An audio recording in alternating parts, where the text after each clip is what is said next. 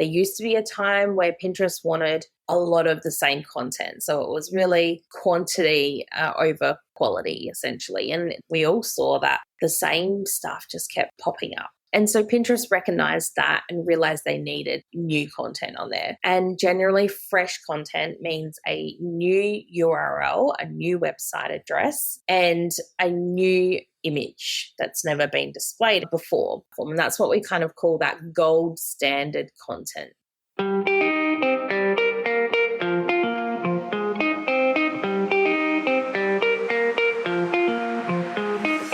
Hey friend, and welcome to the Feel Good Social Podcast. I'm your host, Kinsey, and I'm here to help you market your business in a genuine way that works without wasting your precious time. On this show, we chat about social media strategy and mindset tips with a focus on, you guessed it, feeling good. So sit back, relax, and enjoy some genuine conversation for the good of your biz.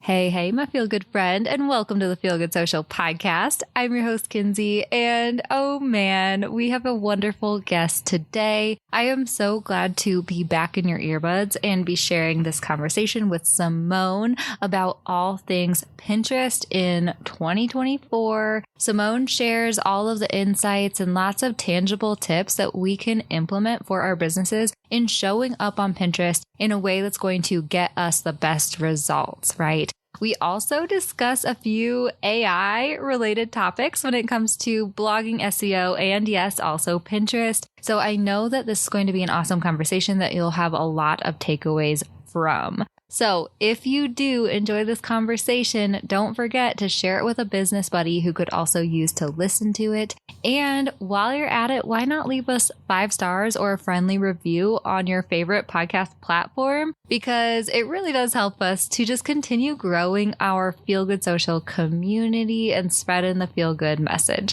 All right, without further ado, let's go ahead and dive right in. Hi, Simone. Thank you so much for coming on the Feel Good Social Podcast. I'm so excited to have you on the show, lady. Thank you so much for having me, Kinsey. Yes. Well, I did already introduce you just a little bit in the intro, but I'd love to hear from you. Who are you? What do you do? Who do you serve? Yes, no worries. So I'm Simone Pavils. I am a Pinterest expert and SEO consultant.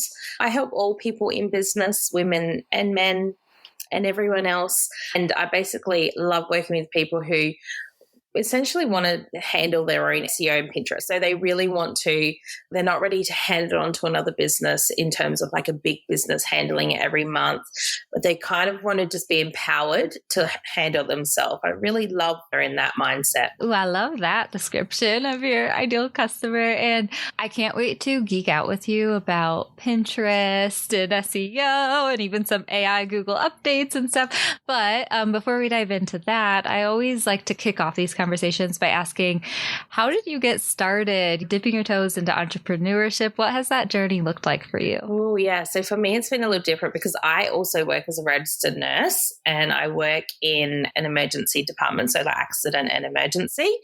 And it's always very like busy, go, go, go. And you never really have like a resolution to a case because you fix somebody for the short time to then hand them on to another ward or another area, or they go home and, you know, their acute issue is dealt with, but they're still got something that's hanging around and they need to chase it up with another specialist or their GP and their general practitioner.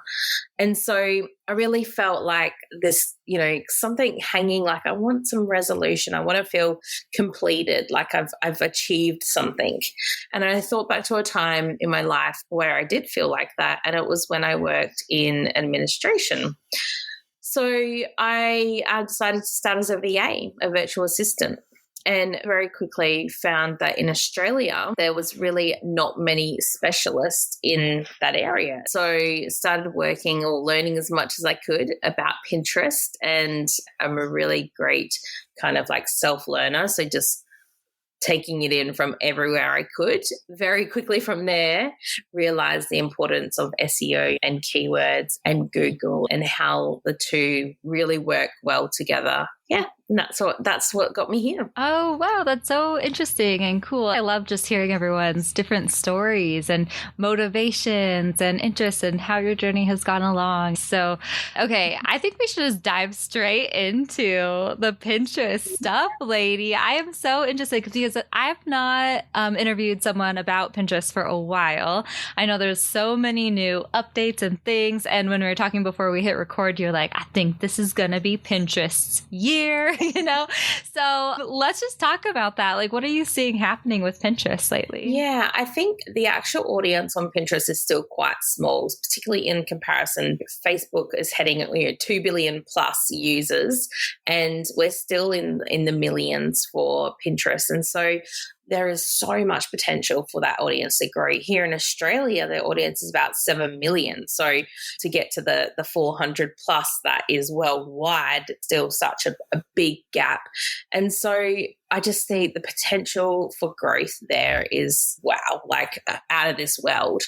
But then we see Pinterest as this place where it's not about chasing someone else's story. It's not about going to the platform to look for someone, something about someone else. It's actually you're going there with an intent in mind for yourself. And it's this little tiny corner of the internet where you're not sitting there scrolling someone else's feed.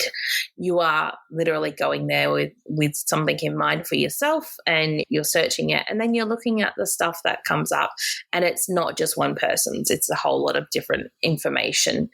And so that happens because Pinterest is a search engine, right? It's very similar to Google in that way that it works like search does on Google. And so for Pinterest, I think it's the perfect place to share content in terms of that high level blogs, that really great content where you're connecting with your audience and giving your audience something more than just products or that expectation services of them buying your services. And I can only see that with Google and with AI, the importance of Google in being able to be a place that you come and share that content is just going to, this year is going to explode. Oh my goodness. I love that you brought up like those numbers when it comes to Pinterest and all the different stuff, because I freaking love Pinterest so much. And to me, it feels too like my podcast in a way. Like I always just push for people to do podcasts if it makes sense for them, because I feel like it's kind of a little bit more of the untapped area. And literally the SEO for my podcast has been insane as well for both shows. And I feel the same way about Pinterest. Literally, I still get most of my leads for my email list from like pins that I posted years ago. Exactly. Well, that's the thing. It's evergreen. So the stuff you put on there is around forever, and it will be found over and over again if you've used the right keywords and the right SEO. You've optimized it in the right way so that it can be found. I've got clients that have posted something for Easter, for example, 8 years ago. And every Easter, they continue to get leads. And it's not a beautiful, amazing pin. It's just a pin about Easter that leads to their actual TPT store, their Teachers Pay Teacher store. And so every year, people go there and they buy that, very small cost item.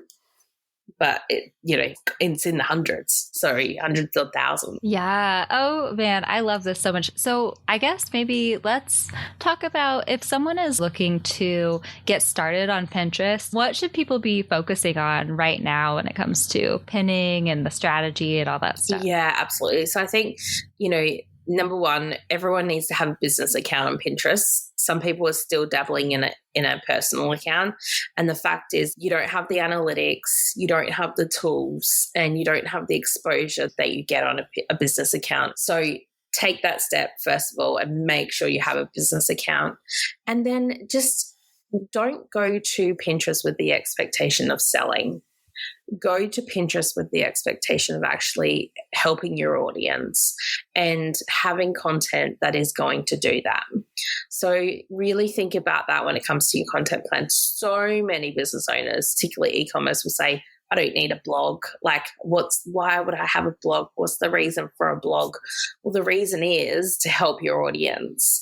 And it doesn't have to be a blog because some people don't like writing, but you can do vlogs, you can do videos, you can do opt-ins and booklets and workbooks and masterclasses and FAQs. There's a whole list of things that you could put on Pinterest that you haven't even thought about. You could create a quiz. You could do tutorials. There's just so much out there that you can put onto Pinterest that people don't think about. And ultimately, video is what's going to work on Pinterest as well. We know that it works everywhere else. And you can, at the end of the day, just put some videos up there that lead back to appropriate places on your website. So, I think number one, business account. Number two, offer your audience something that they need and survey them. Ask them, what is it that you want or what is it that you need from me as a business owner? And then number three, you do need to be consistent. So I know everyone says consistency, but it's true, right? We want to send that right message to the algorithm that we are there. We are using the platform. We're not just dumping and running, and we're being consistent. And so if that means for you only being able to show up 3 times a week, that's okay, as long as you're consistent with it. Yeah, ooh, I love it. Can we talk about specific types of pins real quick? I myself have seen the most traction, honestly, from I'll create like infographics or something. I actually created this, oh my goodness, and this is totally another conversation, but like one of the first things that I created when I taught myself graphic design was this map to branding thing, and it's this fully custom out of my head map, like that's mapping out all the different things to branding and stuff.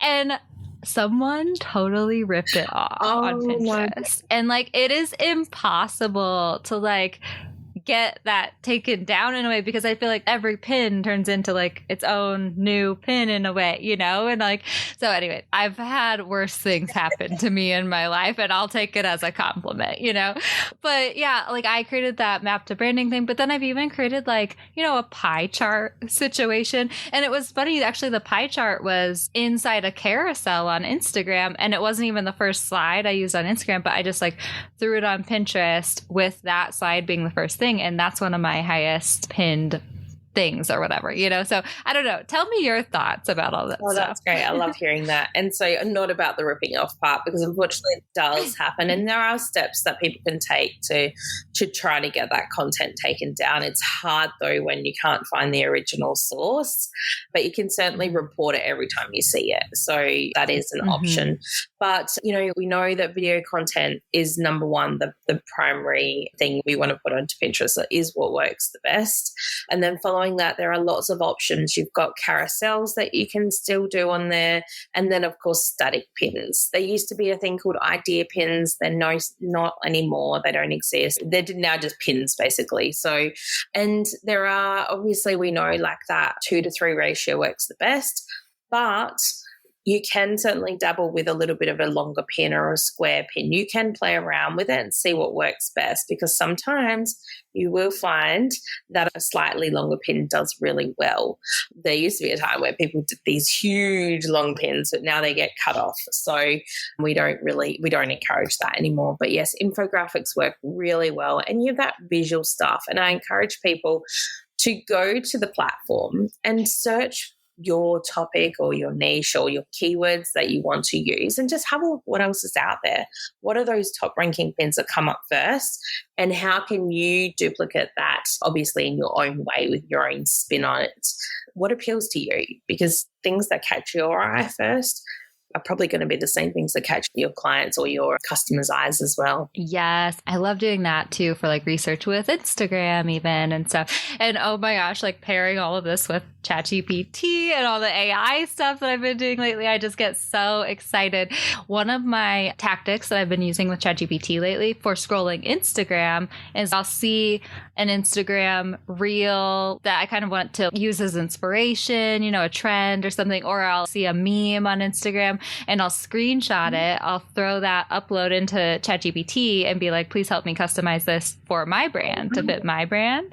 And I feel like that could work for Pinterest pins really well too. Yeah. I get so excited about this stuff. Oh, can we talk a little bit more about the video content? I think that I need guidance because to me in my head, video content on Pinterest doesn't quite feel the same as on Instagram. So like what kind of video content should we be posting? Absolutely. So when we think about Pinterest, it is a top of funnel search platform. So top of funnel being the keyword there. And that means that most of the people on there have not discovered us yet. They don't know anything about us. And so putting up a fun dancing or, video is not necessarily going to be something that works well on the platform. So we really want to be putting videos on there that are offering that educational aspect or like advice or a little bit of information. So if you have products, for example, you sell doormats, you can go on there and you can talk about how to care for those, how to get the best out of them, the aftercare, the washing guides. You can talk about a multitude of things in regards to that, how to choose the best one, which ones are good for which seasons. And so that is really the type of content we want to see. For someone like me in Pinterest and SEO, I would go on the platform and I speak about, these types of things that we're talking about now, Pinterest tips and SEO tips. And those should direct back to parts of your website that are relevant to that video. So you can do that in a few ways. You can obviously have your blogs on there if that's what you're doing. And particularly if you have like a wide scope of a blog, for example, I might have a blog about my number one tip for a great day. And that tip is about making beds, right? So you make your bed in the morning and it leads to a fantastic day. So I could create a static pin about that, a video pin about that. I could create a carousel pin about that, and they could be all about different aspects. I could talk about routine. I could talk about having a clean bedroom. I could talk about setting myself up for a good day, manifestation. Like you could talk about a whole different amount of things in regards to that blog. And so really when we're thinking about our core content, that's where we want to go back to, like, how can I get this into the world, and sharing it on the platforms. We know that Google's going to keep loving that. It's going to want us to share things around the world even more than what it is now. And so video really is important. It is a key aspect of sharing that content. And the way we do it is talking to people. Yes. Okay. I love that. And I'm hearing too that we probably can repurpose things between Instagram and Pinterest, but, maybe focusing on the educational, informative, informational content when it comes to that sort of stuff. And I like that too. I feel like I was hearing whisperings about Pinterest not liking duplicated pins or pins about the same thing. Is there anything that we should worry about when it comes to that? So we know in 2020, things changed in the way that Pinterest is wanting content or wanted content. And so there used to be a time where Pinterest wanted a lot of the same content. So it was really quantity over quality, essentially. And we all saw that the same stuff just kept popping up. So we would be scrolling and we'd see the same pin and scrolling and see the same pin. And so Pinterest recognized that and realized they needed new content on there. They told us that they want this fresh content. That's what they call it, fresh content. And generally fresh content means a new URL, a new website address, so a new blog, a blog page, and a new image that's never been displayed before. And you share that onto the platform. And that's what we kind of call that gold standard content that it hasn't been on there before and it's a brand new image. But you can, particularly with a long gap in between, so really that 3 months or even 6 months, you can share repeat images. Now, I wouldn't share it many times. You might want to share it maybe 2, maybe 3 times, and you want to do that to a different board. So you wouldn't do it on the same board that you initially shared it on. And this is why you kind of need to be across your content in that way. You need to remember where you last shared that. But also there's great tools that exist to allow that to happen as well. There's scheduling tools that allow you to interval pin the same pin image with intervals of 3 to 6 months between them. So you can certainly do that. The other thing you can do is what we call silver content, which is URL, same website address, but with a brand new image. And so you would just share that with that new image, and it'll be what we call the silver content, which is not as great as that initial time you put it onto the platform, but it's a new image, and so it is somewhat new as well. Okay, yeah. Oh, I love that advice too. That makes sense to me. So I kind of want to dive a little bit into the AI stuff, and it's totally cool if you don't really have an answer. These things are changing so much anyway, you know? Crazy. But I know that we had talked about a little bit Google's search update, and they're really trying to come down on especially like the super generic and unhelpful AI content, it seems like. Have you noticed anything from Pinterest when it comes to that stuff, and or just like what are your thoughts on the Google update? Yeah, I think it's all new, and I think this is going to be an evolving space where we're going to start seeing that happening. But essentially, in all aspects of what we share, with the AI or not, we need to be talking to a human. So we need to be human first. So the content we share needs to be for our audience. It needs to be reread before we share it to make sure that it is our brand voice and that it is what we want to actually put out into the world. As long as you do that on any of the platforms you're sharing onto, then certainly you're going to have a much better result than if you were to just generate it and put it out on there. Pinterest itself is dabbling in having the little AI magic writer thing on there. So that is certainly something that's going to be evolving and look at going forward, but not yet. I haven't particularly seen it having too much of an impact yet. I think people are already starting to realize when you're just using AI straight out of the box, because they know those boom words, those words that are AI words, and they know that it doesn't sound like you. And so, you know, you're a big believer, and so am I, in using AI as a tool to write for us, but we need to make sure that we're checking it and it's actually us.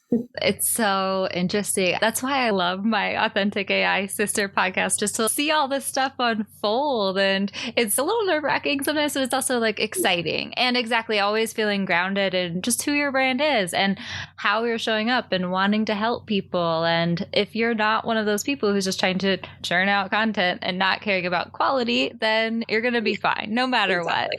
One thing that I'm so curious about, and if you don't have any thoughts, that's totally okay, but just with Pinterest being such a visual platform, I'm so curious about if AI generated images at all is going to affect any search results or anything. I personally have been using AI generated images for my Authentic AI brand and the backgrounds of my podcast snippets and stuff like that. And it's so fun, but I just wonder if it's going to affect Google search results, Pinterest search results. I think it's going to be really interesting, maybe especially for visual platforms like Pinterest. What do you think? I think definitely it'll be interesting to see where it goes. The fact is that people use images on there that aren't their own. They use them from stock libraries. They use them from memberships that they pay for, where people give them images to use.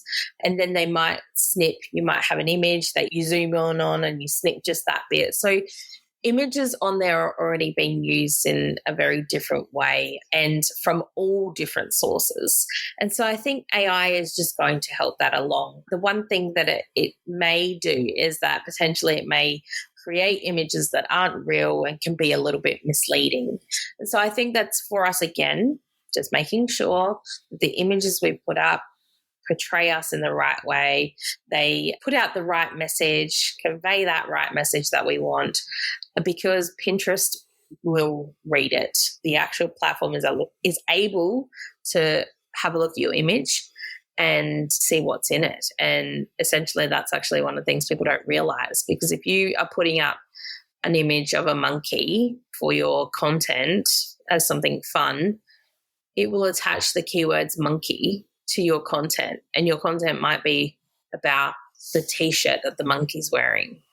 So it's really important actually to put images up on there that are referring to your content and actually make sense. Oh, yes. Oh, I'm so glad that we got here in kind of a little bit of a roundabout way. But I think that is one of those things that a lot of people don't necessarily realize about Pinterest, right? It is such a visual platform and it works so differently than Instagram, although Instagram does read the images more than it used to for sure now. But the fact that it will attach the keywords to your images in that way in the search like processing or whatever, that's so interesting to me. And I've noticed that too, because one of those features that I just love is the image search feature, whatever. So like you're on a pin and the woman's wearing a jacket that I'm like, ooh, I want that jacket. And you can search for that jacket and it'll show you different options that you can buy the jacket or whatever. It's out of this world. And that's the one thing about Pinterest as well that people don't realize, the shopping capabilities.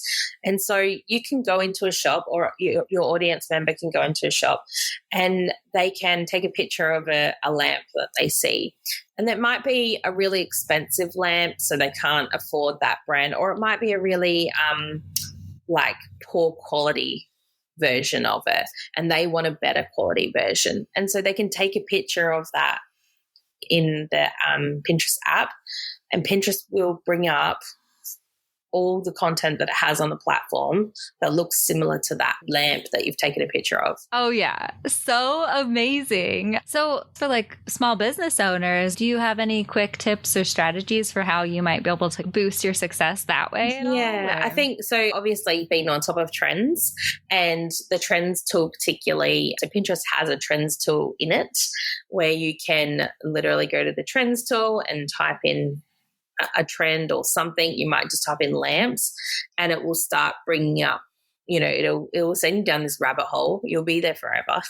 But it'll tell you lamp styles or certain styles of interior design, and you'll just keep going down and down and down, and you'll start seeing what the trend looks like for that. So we know actually going into sort of June or into now, there's this really big uptrend of digital marketing. So that's great for people in the digital marketing space because you can see the rise happening. Now, how long it will go for, we don't know, but we just can see that. So it's about identifying those trends and trying to be in front of them. And if you have an e-commerce business that offers seasonal products, then again, looking at when that trend's starting and hitting it before that trend is going to be the best strategy in that way. And then other than that, optimizing your content with those keywords. So head to the search bar, type a word in there, see what comes up, drops down in the drop down box. If nothing drops down, then it's likely that's not the right keyword. So keep having a play around to think about and to discover the language that your audience is using. Don't be afraid to ask them. Go to your Instagram stories, put a story up and say, hey, if you were searching for this, what words would you use? Sometimes the words we're using are not the words our audience are using. So really optimize your content in both and your Google content on your website with those words that your audience is using. Yes. Oh, I love this. There's so much we can learn from you, lady. Wow. And oh my gosh, yes, thank you for bringing up the trends thing too. Everybody go hop on the digital marketing train right now. No, I'm just kidding. But I kind of was looking into the trend thing in like January-ish or whatever. And of course it was like vision boards, and I was like, oh, like put a pin in it. Next December, I'm going to do like a brand vision board, like workshop or something. But yeah, I love keeping an eye on those trends too. And then also, if you feel like you don't have time right now or you're missing it, guess what? That trend will likely come back around. Yeah, exactly. And like for those beginning of the year,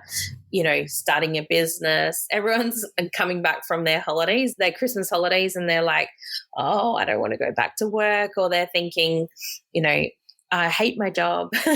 I'm going back, but I'm not doing this anymore.